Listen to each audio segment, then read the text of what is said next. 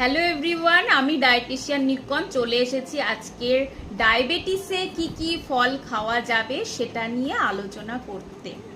প্রথমে জানবো কোন কোন ফলের মধ্যে গ্লাইসেমিক ইন্ডেক্স খুব কম আছে।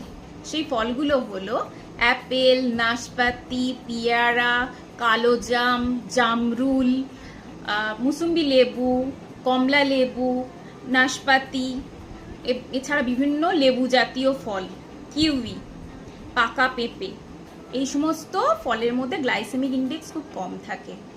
এই সমস্ত ফল যে কোনো একটি চুজ করে লাঞ্চ বা ব্রেকফাস্টে 2 থেকে 2.5 ঘন্টা পরে খেতে হবে। 100 গ্রামের মধ্যে কিন্তু পোর্শন সাইজটা থাকবে।